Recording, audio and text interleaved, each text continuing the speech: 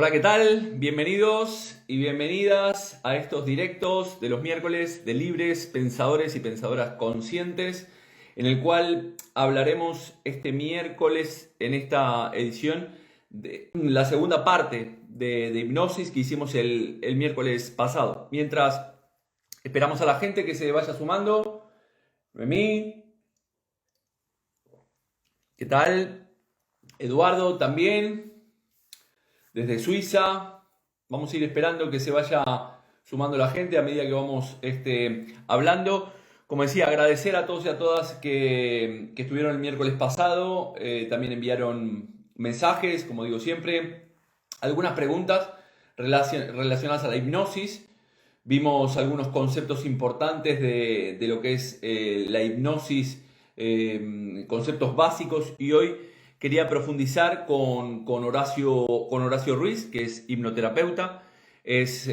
También ha sido director y creador del gabinete Blue Day. Ha escrito infinidad de libros y relacionados evidentemente a la hipnosis y formación, ha dado formación aquí en España y en Latinoamérica. A ver, vamos a ver si ver solicitud, transmitir en directo con el usuario de la hija de Horacio, porque no estaba por aquí. Aquí lo tenemos. ¿Qué Hola. tal, Horacio? Bueno, estaba haciendo una pequeña presentación tuya. Tuvimos algunos inconvenientes porque, bueno, Horacio es de la vieja guardia, permíteme decirle, es de la vieja guardia en la cual no se lleva, Cromañón neerlandés. no se lleva mucho con la tecnología, pero a último momento pudimos resolver, por lo menos desde Sí, el sí, usuario. la vieja. Sí. Exactamente, entonces estoy haciendo una breve presentación mientras se va sumando la gente. Yaron desde Uruguay, ¿qué tal? Desde Suiza, también Eduardo y Inés, bueno, de aquí de Galicia mucha gente. Estaba haciendo una breve presentación de ti, Horacio, en el cual tuve oportunidad de hacer un curso allí por el 2016, en el cual hicimos un intensivo de, si no recuerdo, 4 o 5 días. Estuvimos Sí. aquí en un curso muy nutritivo, en el cual pudimos aprender muchas técnicas del tema de hipnosis que aplico al día de hoy. El miércoles pasado, en el directo de todos los miércoles, el miércoles pasado había hecho un directo empezando a hacer una introducción de lo que era la hipnosis, el estado alfa, y entonces en esta oportunidad me parecía importante contar con tu presencia para que nos ilustraras un poco acerca de las utilidades de lo que es la hipnosis en la propia terapia, ¿no? Porque muchas veces hay de alguna manera muchos mitos relacionados a la hipnosis, ¿no? Entonces, me gustaría que hicieras una pequeñísima introducción desde tu experiencia, de tu vasta experiencia, al concepto de hipnosis, para después ir adentrándonos en la parte terapéutica, ¿no? O cómo nos puede ayudar en esto en la parte terapéutica. Jorge, si tuviéramos que sintetizarlo, tú lo sabes perfectamente, que hay muchas teorías y muchas formas de enfocarlo. A mí me gusta enfocarlo como un estado de conciencia de elevada sugestionabilidad que permite que cualquier terapia, estos son estudios de metaanálisis que se han hecho por los clínicos, que cualquier terapia, cualquier acción terapéutica que un psicólogo cognitivo, conductual, sistémico, es decir, cualquier psicólogo, sea cual sea la técnica que tenga, cuando lo hace en el estado que llamamos estado de hipnosis, su terapia, su acción es más eficaz, más eficiente. Es decir, algo ocurre en la mente, mayor inhibición cortical del inconsciente, mayor activación del subconsciente y coloca a la persona en un estado de elevada sugestionabilidad que va a permitir, repito, que la terapia sea más eficaz y más eficiente. A mí me gusta definirlo muchas veces así porque es algo que está estudiado científicamente, psicológicamente, y creo que es la mejor definición de lo que es la hipnosis aplicada en terapia. Bien, has dicho de autosugestionabilidad, ¿no? O de sugestionabilidad. El otro día, el miércoles, hablaba de que la hipnosis siempre pasa por una autosugestión, es decir, que no podemos ser hipnotizados si la persona no quiere, ¿no? Sí, el tópico de que a una persona hipnotizada puedes hacer que haga cosas que no quiere. como que vas a apoderarte de tu voluntad, no. Toda hipnosis, tú lo sabes muy bien, Jorge, aquellos días tan magníficos que compartimos juntos, que toda persona que está hipnotizada realmente es una autohipnosis. Se requiere que la persona colabore. Nadie puede hipnotizar a nadie en contra de su voluntad. Dicho esto, que es una realidad psicológicamente hablando, hay que tener en cuenta que muchas veces hay personas con trastornos de carácter psicótico, carácter neurasténico, en fin, ojo, que hay personas que tienen una predisposición y entonces quizá esas personas, pero no por la hipnosis en sí, sino porque ya tienen ese trastorno, ¿no? Una persona que tenga algún tipo de psicosis por ahí, de brote esquizofrénico, bueno, son enfermedades que tienen que ser tratadas con la psiquiatría. En estado de hipnosis, normalmente, una persona no se le puede hacer que haga nada en contra de su voluntad. El tópico de que le puedes dominar está muy bien para el cine, para las novelas y tal, pero la realidad es que no. ¿Y de qué manera, cuando decías bueno, que la hipnoterapia de alguna manera puede ayudar a terapeutas, psicólogos, en que su terapia de alguna forma llegue con más profundidad, ¿no? ¿De qué manera puede ayudar a la hipnosis o a qué podemos acceder? Si bien lo expliqué más o menos el miércoles pasado, desde tu experiencia, ¿qué nos podrías contar con respecto a esto? Depende de la problemática de la persona. No es lo mismo una persona que está quejada de un cáncer, que la hipnosis funciona muy bien en oncología, una persona que tenga la autoestima por los suelos, una persona que tenga fobias, etcétera. Eso depende.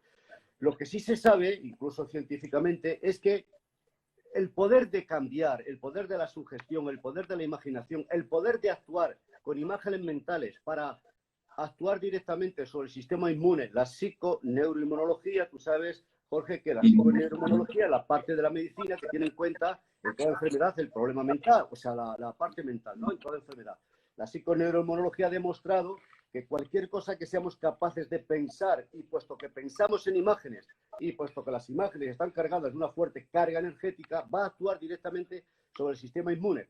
El cerebro no distingue la realidad de algo imaginado en sus más mínimos detalles. Y podríamos poner muchos ejemplos. Entonces, cualquier cosa que seas capaz de imaginar aquí, firmemente, imaginarlo, etcétera, el cerebro va a responder a través de respuestas neurofisiológicas, químicas, biológicas, va a responder como si fuera realidad, aunque solamente sea una imagen. Entonces, si a una persona que está con un cáncer, ojo con lo que voy a decir, que tiene que ser bien entendido, una persona que está quejada de un cáncer, etcétera, un tumor, con la visualización en estado de hipnosis que se potencia el efecto que he dicho antes, va a trabajar directamente y el cerebro va a aceptar que ese rayo de luz, esa imaginación, esa visualización, el proceso mental que tú vas a crear para aliviar el dolor, el cerebro va a responder como si fuera cierto. Por lo tanto, si estás curando y sanando, el cerebro va a responder sanando y curando. No estoy diciendo que sea una varita mágica, ni que sea milagrero, ni cosas de estas. Pero va a responder y se sabe. Por ejemplo, para el dolor, una extracción, esto es muy común, una pieza dentaria. La persona, Jorge, no resiste anestesia química por las razones que sea. Se le hipnotiza y en estado de hipnosis, aquel que entra, que no todo el mundo entra en unos estados profundos, tú le vas a decir que esa parte de la cara está insensible, que está anestesiada, etcétera. El cerebro va a responder con una gran emisión de endorfinas, por ejemplo, de la felicidad, de la relajación, del placer sexual, y va a dormir o anestesiar esa parte, porque al cerebro, tú le has dicho que la parte está dormida. Le puedes extraer la pieza dentaria, hay una mayor vasoconstricción, comprobado, se sangra menos, el tiempo de recuperación más rápido. ¿Por qué? Porque el cerebro ha respondido como si fuera real lo que le has hecho imaginar. Hay personas muy sugestionables que le funciona muy bien. Sí, de hecho, aquí, no recuerdo ahora el nombre, tal vez tú me puedes ayudar, que hay un médico en Valencia Sí, Escudero, el doctor Escudero. Ahí está, el doctor Escudero que opera con hipnosis y sin anestesia. Y de hecho, él no le llama hipnosis, le llama noesiterapia y tal, pero sí es hipnosis porque trabaja mucho con respuestas vagales, que son de exacto. Es la misma hipnosis, la sugestión de la hipnosis, sí.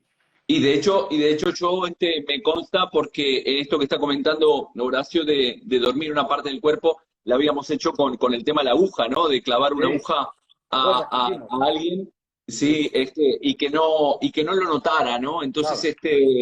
esto es muy importante, por esto que comenta Horacio, dado que, bueno, ya sabemos que el cerebro no distingue las cosas que pasan dentro de las cosas que pasan fuera, y que por otro lado accedemos en ese estado alfa o hipnótico, accedemos a esa parte, esa ventana entre el consciente y el inconsciente, en el cual ahí se producen ahí están las infinitas soluciones, como decía el propio Milton Erickson, ¿no? Ahí están los infinitos recursos que la persona dispone para poder alcanzar cualquier objetivo o para poder sanar inclusive.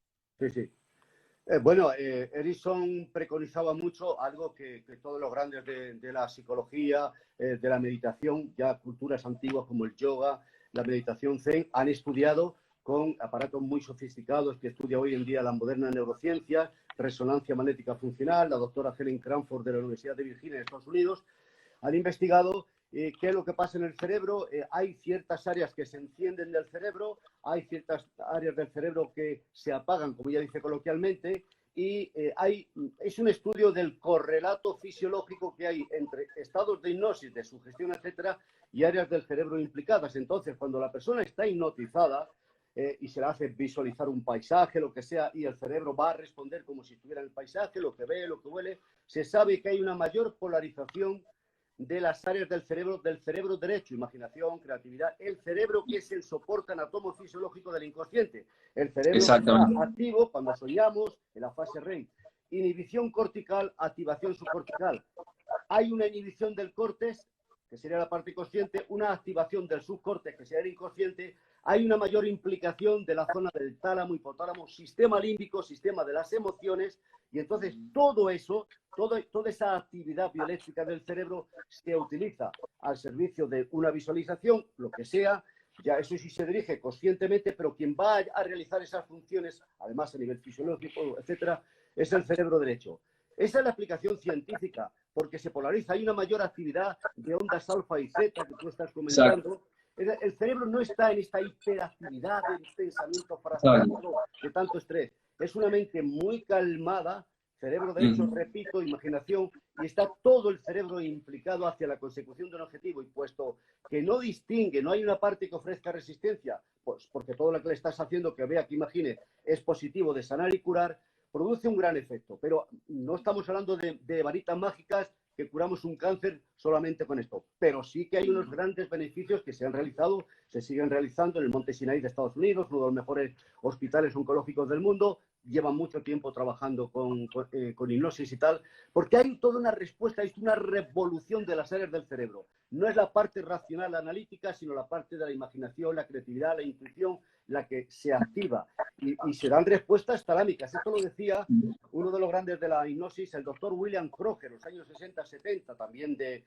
la escuela ericksoniana. Él dice, una serie de estímulos repetidos inhiben el córtex y activan el subcórtex. Se dan respuestas talámicas. Es el propio inconsciente. Erickson dice que el inconsciente tiene todos los recursos que necesitamos para solucionar problemas. Carl Gustav Jung decía, el inconsciente es nuestro amigo, nuestro consejero. En el inconsciente hay fuerzas que intentan curarnos, sanarnos. Y los grandes maestros por excelencia de la meditación de la psique, como Taisen de Shimaru, maestro Zen, pues nos habla de que en el inconsciente está la verdadera sabiduría y la intuición. Y termino diciéndote que en la Sorbona, en París, en la universidad, el doctor Paul Chorchard, catedrático de biología, trabajando sobre las personas que entraban en meditación, en autohipnosis, a través de la meditación Zen, comprobaban que había una inhibición, una gran activación de las ondas alfa, y ahí se explica el porqué de tanta sanación, de tanto beneficio a nivel físico, etcétera, que se obtiene con el estado hipnótico, que es la acción más rápida para llegar al inconsciente. Sí, en este caso muy importante lo que estás comentando. En este caso, de hecho, yo explicaba que el miércoles pasado que había, algunas disciplinas o herramientas como la propia meditación, el mindfulness, pero en este caso estamos hablando de que es llegar a ese estado de quietud mental, de un estado alterado de la conciencia, ¿no? Como se dice dentro del estado hipnótico, pero que después podemos a partir de ese estado de la mente quieta, podemos empezar a bucear a través de un acompañamiento con el hipnoterapeuta, en el cual el propio profesional puede acompañar a esa persona que una cosa muy importante también a tener en cuenta, que en todo momento esa persona es consciente de lo que, es decir, está en ese estado, pero sin embargo, en la mayoría de los casos, esa persona recuerda muy claramente lo que ha vivido durante ese proceso hipnótico, a partir de esas experiencias, de esas metáforas, de esas imágenes. ¿Es así? Claro, una de las grandes paradojas de la hipnosis, que por eso también al estado hipnótico se le llama sueño paradójico, Jorge, porque la persona puede tener inhibición cortical, descenso, actividad bioeléctrica alfa, zeta, que sería la actividad biológica cuando estamos durmiendo, pero soñando, sobre todo la fase REM, ¿no? El momento de Sí, se nos mueven los ojos detrás de los párpados, movimiento REM, movimiento exacto. reticular, y se sabe. Entonces, lo curioso del caso es que es una experiencia común que normalmente, por muy profundamente hipnotizada que esté la persona, ojo, porque hay niveles y niveles, tú lo sabes bien, de una Sí, exacto, relajación, un exacto, estado exacto. de duerme vela, bueno, lo curioso es que hay personas que entran en un estado muy profundo de relajación, etcétera, etcétera, y cuando le sacas del estado y empiezas a hablar, qué tal, etcétera, suelen decir, oye, pero yo me he enterado de todo. Exacto, exacto. Me has hipnotizado, sí, pero es que me he enterado por el tópico, por el estereotipo de que hipnosis es pérdida de conciencia. No me Exactamente. entero. No, no es así. Te enteras de todo, tienes más atención, la mente está más focalizada en un punto, por lo tanto, te enteras más. Como estás perfectamente consciente y los estereotipos, los mitos, es que con la hipnosis eres un robot en manos del hipnotizador, la gente Sí, se exacto. sorprende. Es todo lo contrario. Hay una Ujú. emisión, concentración. Y hay gente que te dice, pero yo creo que no me has hipnotizado porque me he enterado de todo. Es así, Exactamente. es curioso, pasa así. Sí, sí, sí. La gente piensa que no se hipnotizó porque recuerda absolutamente todo lo que pasó, Todo, pero claro. es, es esa ventana que decíamos, ¿no? Es esa ventana entre ese estado beta y a partir de ese estado alfa y activación, como dice Horacio, de esas ondas Z también, que es cuando podemos bucear en ese 95-90% de nuestra psique que como personas como Jung hablaban, como el propio Freud había empezado con el tema Es, de la hipnosis y utilizaba, ¿no?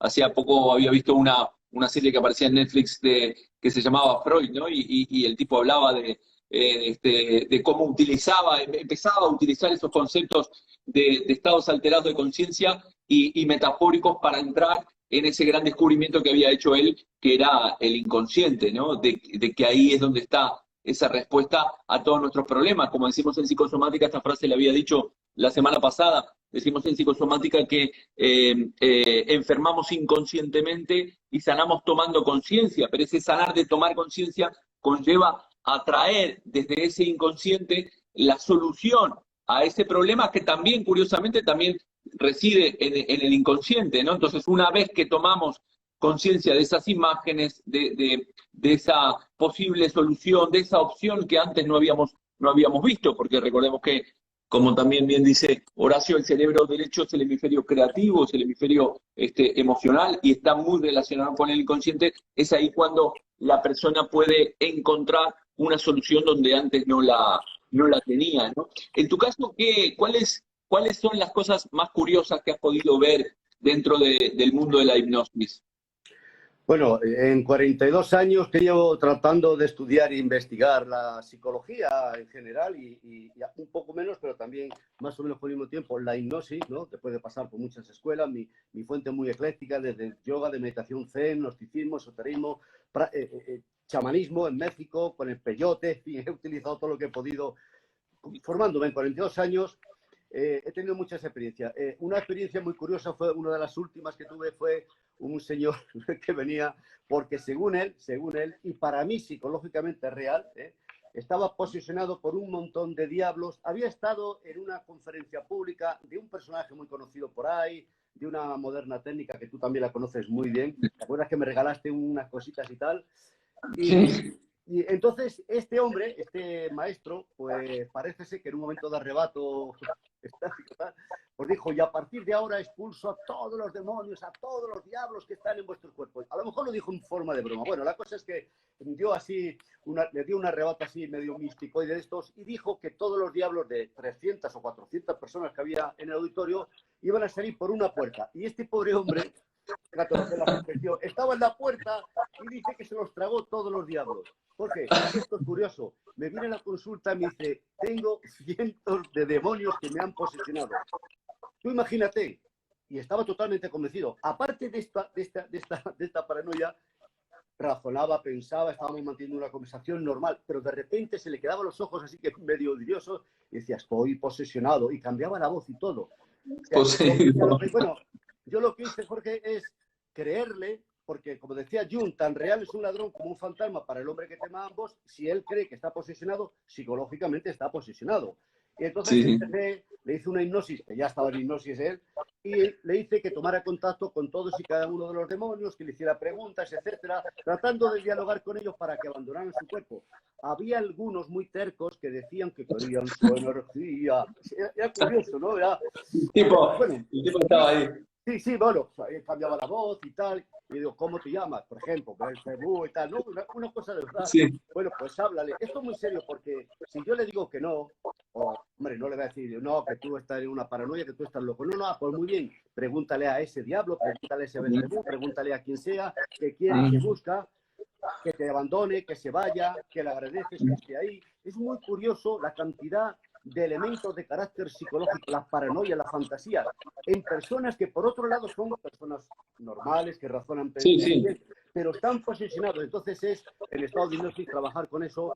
Le saqué casi todos los diablillos, pero alguno quedó por ahí, pero bueno, eran como amiguetes. Dice, ahora nos vamos a tomar unas copas por ahí. Parecía de risa, pero estaba en un trance tan elevado que cuando estaba sentado, las piernas y eso le evitaban, las piernas y los brazos. Vale, los glúteos los tenía asentados. Estaba sentado, pero él con las piernas levantadas. Sí. Fue un caso que a mí me estremeció por la veracidad de... Pues yo he tenido muchos casos de esos también, ¿no? Porque a mí me vienen de todo tipo. Sí, me supongo que los tendrá. Digo, yo los tengo en la consulta así cuando están en estado muy de trance. Bueno, la gente ve cosas y te cuenta cosas, pero me imagino que tú tendrás historias a punta pala. Uno de los casos más bonitos, más interesantes, fue una mujer, una alta ejecutiva de la compañía Iberia y tal, que bueno, tenía un cáncer de hígado, la habían operado, tenía el aparato reproductor femenino muy dañado, vino de Estados Unidos, del Monte Sinai de Estados Unidos, había sido intervenida, tenía una metástasis muy fuerte, y entonces me dijo que el diagnóstico médico allí en el hospital, los médicos, fíjate, Jorge, le dijeron, dice, estadísticamente este tipo de cáncer de hígado y tal, lo que tú tienes, pues suele ser un año, año y medio, como 2 años la estadística, dijo, eso le dijeron. Y el médico, el oncólogo, fíjate qué curioso que es una especie de contradicción, le dijeron, bueno, nosotros, usando el método científico, no creemos mucho en ello, pero la gente que tiene fe, fervor religioso, responde mucho mejor a la sanación, a la curación, a la calidad de vida. Y le preguntaron a ella, ¿usted cree en algo que es religiosa? Y ella dijo, sí, era de Madrid, y dijo, yo soy una devota de la Virgen de la Almudena. Ah, muy bien. Usted puede rezar y orar a la Virgen. Nosotros, método científico, no creemos en ello, pero hemos comprobado, ahí está la contradicción, que la gente que tiene fe tiene mejor calidad de vida. Y dijeron, con la hipnosis, aquí en Estados Unidos ya se llevan muchas décadas que hay mucha gente que trabaja con la hipnosis. Entonces dio la casualidad que esta mujer dijo, yo tengo una fe por la Virgen de la Almudena, vivo en Madrid, y conocí al doctor Fernando Jiménez del Oso, médico psiquiatra, ¿te acuerdas, no? De los programas de paranormal. Sí. Yo trabajaba con él, y dio la casualidad pues que él mismo me la envió a ella. Bueno, el relato bonito es que de esa estadística de 1 año, año y medio como máximo, ese tipo de cáncer con metástasis, hígado, etcétera, porque según ella oraba a la Virgen y con el trabajo que hicimos con la hipnosis le evitamos una segunda intervención quirúrgica, porque se dispararon los marcadores tumorales, solía tener 37, 34 en el control, porque también la quimioterapia, etcétera, y tenía unos 37 controlados en los tumores. Y se le disparó a casi 200. Entonces, en el hospital la ingresaron, había que hacer una segunda intervención, Jorge, y ella dijo, no, quiero un mes de prueba. Entonces el médico, el doctor Pérez Manga del hospital Gregorio Marañón de Madrid, dijo, ¿qué pasa? ¿Vas donde el brujo? Porque él sabía, porque ella se le había dicho que estaba haciendo hipnosis. Fíjate, ahora yo sé que en el hospital Gregorio Marañón hay un psiquiatra que hace hipnosis, pero en aquel momento no. Bueno, total que ella pidió un mes. Trabajamos, Jorge, con su fe en la Virgen. Ojo, la creencia. Exacto, es la creencia, es la creencia. Y con la hipnosis bajaron los marcadores tumorales y duró 10 años de vida. ¿Sabes por qué? Porque ella le dijo a los médicos, yo no me puedo morir hasta que no deje a mis hijos, tenía 2 hijos colocados. Bien, no los puedo dejar indefensos ante la vida. Entonces, por la fe, porque tenía esa motivación superior de dejar a sus hijos bien colocados en la vida, aguantó. Y fíjate, unos meses, 2 o 3 meses antes de fallecer esta mujer, cuando iba a cumplir los 10 años que le había pedido a la Virgen, yo la visité en su casa porque tuvo una recaída por una gastritis, unas inflamaciones de la garganta y tal. No era por el cáncer. Y yo la visité, ¿no?, en su casa y le dije, después de charlar, hablar con ella, le dije, bueno, pues vamos a empezar a trabajar, ¿no?, con la hipnosis, que tú ya sabes que eres una campeona. Y fíjate lo que me dijo, Jorge. Dice, no, Horacio, yo le pedí a la Virgen que me ayudase a vivir 10 años. Mis hijos están colocados, ya, están colocados, sí, y yo voy a cumplir con la Virgen, me voy a morir. Dice, anoche qué curioso, me desperté de madrugada, abrí los ojos, lleno de gran pavor, y había una especie de lobo, perro negro, con los ojos como de fuego, que estaban enfrente, en la puerta donde estás tú. Y ella me dice, yo pensé al ver al lobo, nada más que despertarme, es la muerte que viene a buscarme. Y el lobo le dijo telepáticamente, no vengo a buscarte, vengo a buscar al vecino de arriba. El vecino de arriba es el típico que hace 20 años ha tenido un cáncer, aparentemente lo ha superado y está bien. Bueno, pues, total, que vuelve a quedarse dormida, a las 8 de la mañana viene el vecino, tu hijo, perdón, y le llama, mamá, que ha venido el vecino de arriba, que el padre, Manuel tal, ha muerto esta madrugada. Bueno, a las pocas semanas murió ella.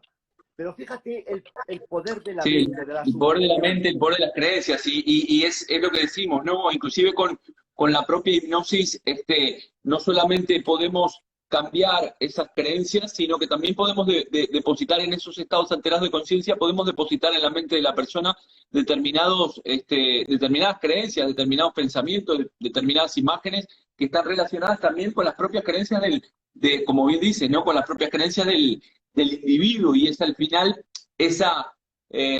vendría a ser como una especie de efecto placebo en el cual la mente a partir de ahí es donde puede sanar, ¿no? Es muy curioso el concepto de la mente y todos estas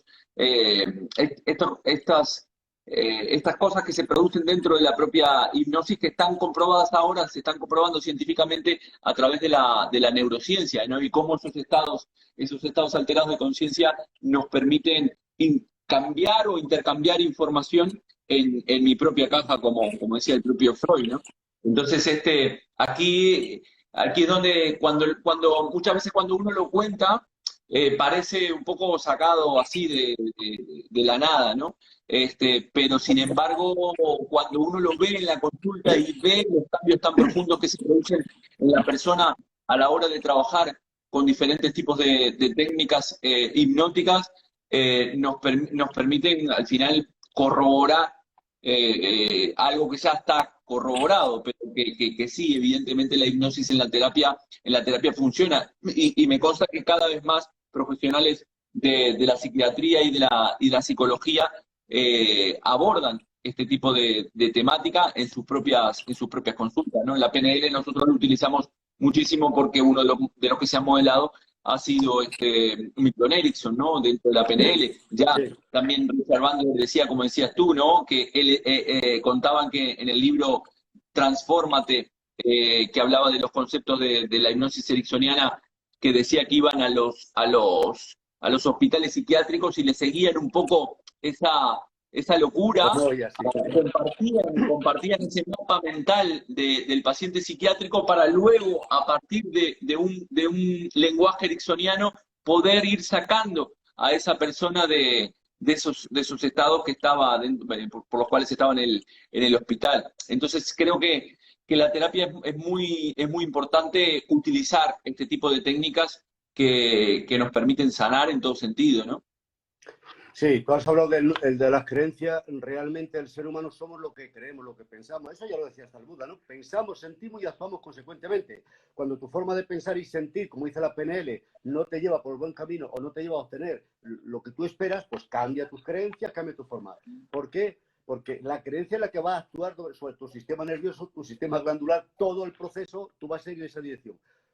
Eso que dice la PNL, todo lo que hacemos tiene una determinada estructura. Cuando al final de lo que has hecho, a través de esa estructura, de esos pasos a seguir, no has conseguido la meta, tendrás que cambiar la estructura, los pasos, la forma de pensar. Cambia las creencias y cambias tu vida. Hay que tener en cuenta una cosa que es muy importante, que se han olvidado la moderna psicología, la psicoterapia. La moderna psicoterapia, tal como la conocemos, se la debemos esencialmente a Mr. Freud, con su famoso psicoanálisis. Pero antes del psicoanálisis que conocemos estaba el hipnoanálisis, que es el tiempo que dedicó Sigmund Freud a trabajar con la hipnosis que aprendió de Le Bon, de Bernheim y de Charcot. Aprendió. Él trabajaba con la hipnosis y creó en lo que se llama la hipnoanálisis. De ahí surge la moderna psicoterapia. Y él dice, y está escrito en sus obras, dice, nunca se ponderará bastante para la historia teórica y práctica del psicoanálisis todo lo que le aportó la hipnosis. Él es un agradecido porque los grandes descubrimientos de Freud y de Jung acerca de la psique, de la mente inconsciente, lo consiguieron a través del trance hipnótico. Hay una crítica que se suele decir, pero Freud dejó la hipnosis porque no daba resultados. No, vamos a ver. Freud, con sus ideas, con sus prejuicios morales, sexuales de aquella época victoriana, todo aquel rollo que tenía, y por la idea y la imagen típica del médico, que es una autoridad que impone. Freud ponía la mano en la frente aquí y le decía, venga, y a partir de ahora dime lo primero que te aparezca o duerme o tal. Él tenía una hipnosis típica, decimonónica antigua, donde la autoridad del médico parece que es la que determina todo y él ordenaba. Entonces, ¿qué es lo que descubrió? ¿Por qué dejó la hipnosis después de un tiempo de practicarla? No obstante, desarrolló el hipnoanálisis, que es el germen de la psicoterapia moderna. ¿Por qué?